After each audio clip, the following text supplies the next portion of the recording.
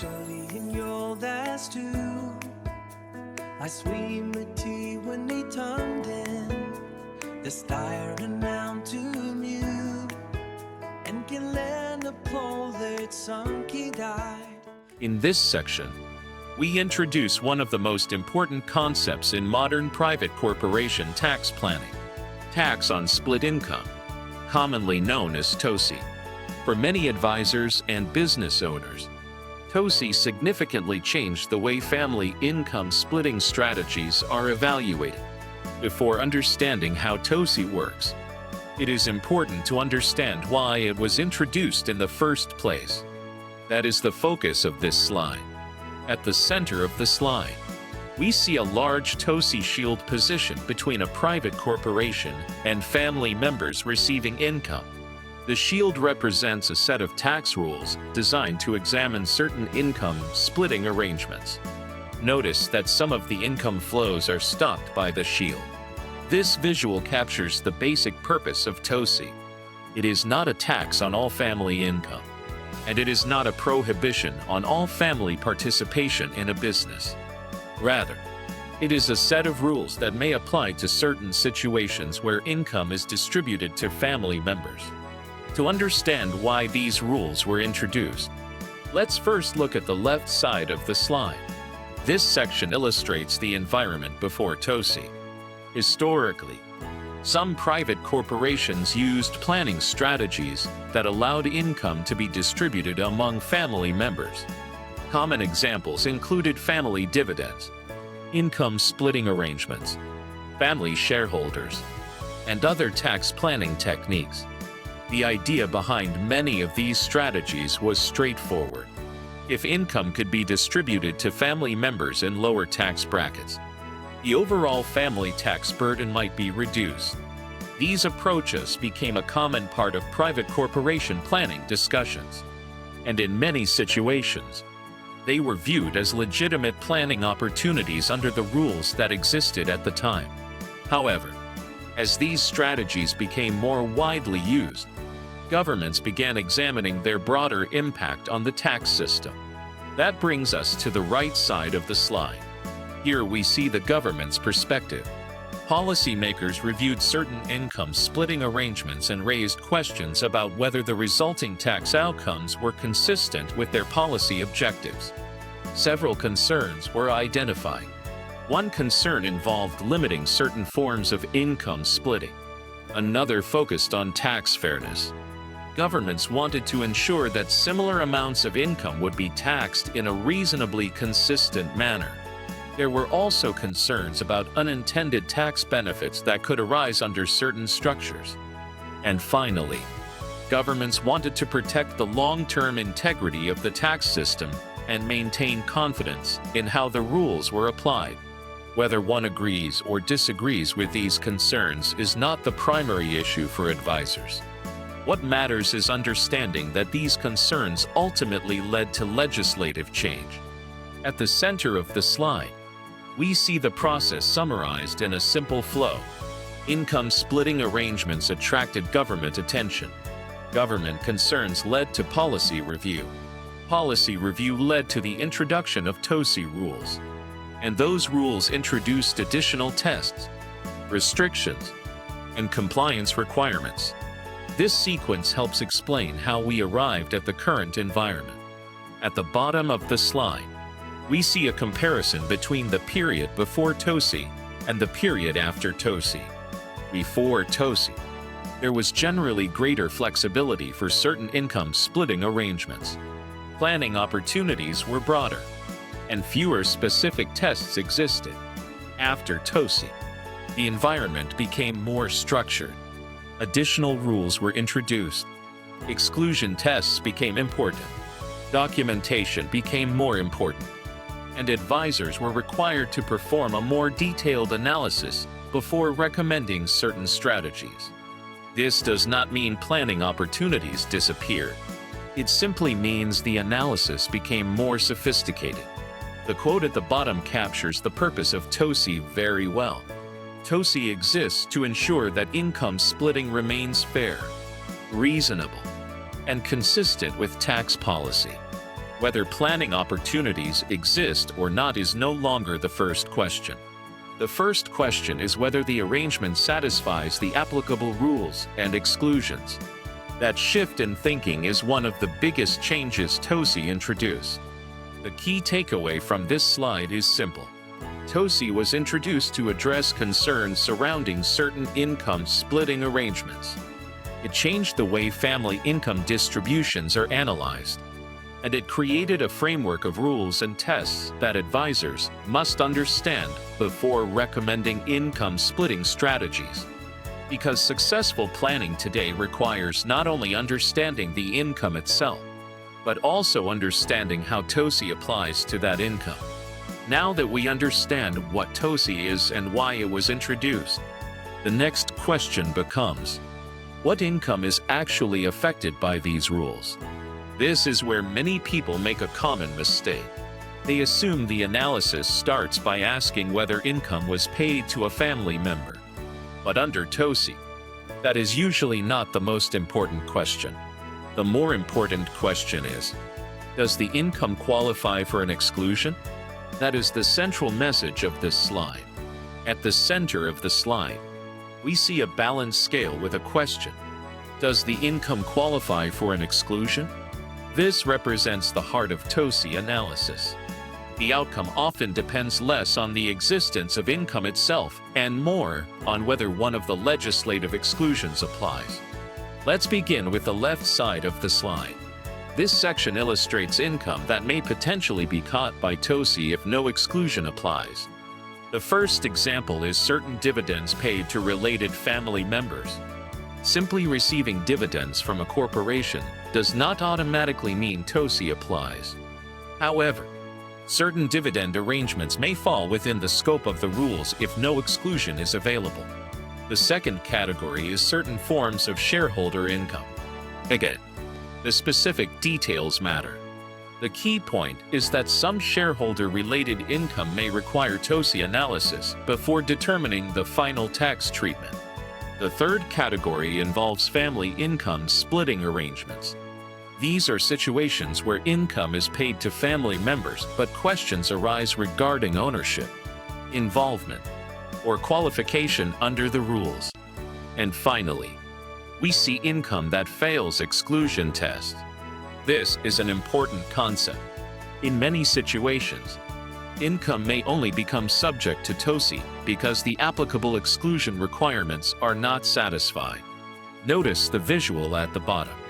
Income is flowing from a private corporation toward family members.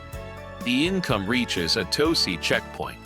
Because no exclusion applies, the flow is stopped. This visual reinforces an important principle. The issue is not necessarily the income itself. The issue is whether the income can successfully pass through the exclusion analysis. Now let's move to the right side of the slide. This section illustrates situations that may potentially be excluded from TOSI if the legislative requirements are met. The first example involves certain excluded business situations.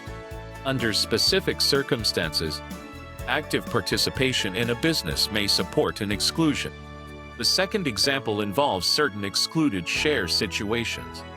Again, specific requirements must be met, but where those requirements are satisfied, the exclusion may be available. The third example involves reasonable return situations. In some circumstances, compensation or investment returns that are considered reasonable may qualify for exclusion treatment. And finally, there are other legislative exclusions that may apply depending on the facts and circumstances of the case. Notice the visual at the bottom of the right side. The income again reaches a compliance checkpoint, but this time the exclusion requirements are satisfied. As a result, the income proceeds through the review process and continues on to the recipient. This visual demonstrates one of the most important ideas in TOSI planning. The analysis often revolves around determining whether a valid exclusion exists. At the center of the slide, we see a reminder that summarizes the process. The key step in TOSI analysis is determining whether the income qualifies for an applicable exclusion. That statement captures the essence of the entire section. Many advisors initially focus on identifying the income, but experienced advisors quickly move to the next stage, testing the exclusions, because exclusions often determine the outcome. The quote at the bottom reinforces this principle perfectly. The first question is not whether income exists. The first question is whether an exclusion applies. This mindset is extremely important. It shifts the advisor's focus from simply identifying payments to analyzing the surrounding facts, ownership structure, business involvement, and legislative requirements. The final statement summarizes the lesson.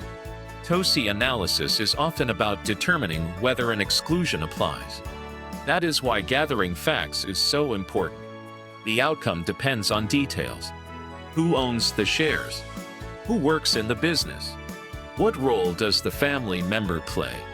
And which exclusions might be available? The key takeaway from this slide is simple. Some income may potentially be caught by TOSI. Some income may potentially qualify for exclusions. And the advisor's job is to carefully analyze the facts, apply the exclusion test, and determine which outcome applies in the specific situation being reviewed. Because under TOSI, the details matter. This final slide brings together the most important practical lesson of the entire TOSI section. TOSI planning begins with understanding the facts before applying the rules. That statement is the foundation of effective TOSI analysis. Many people approach TOSI by immediately searching for technical rules, exclusions, and legislative provisions. But experienced advisors take a different approach. They begin by gathering information. Because under TOSI, the outcome often depends on the specific facts and circumstances of the situation. At the center of the slide, we see the TOSI analysis workflow. This workflow begins when income is paid or made available to a family member. At that point, the advisor begins the review process. The first step is determining whether the income falls within the scope of the TOSI rules. Not all income automatically triggers a concern. But once income potentially falls within the framework, further analysis becomes necessary. The next stage is exclusion testing. This is where the advisor evaluates whether one or more legislative exclusions may apply. As we discussed in the previous slide, exclusions are often the key factor that determines the final outcome. If an exclusion applies, the income may be excluded from TOSI treatment. If an exclusion does not apply, further analysis becomes necessary. The next stage is risk assessment.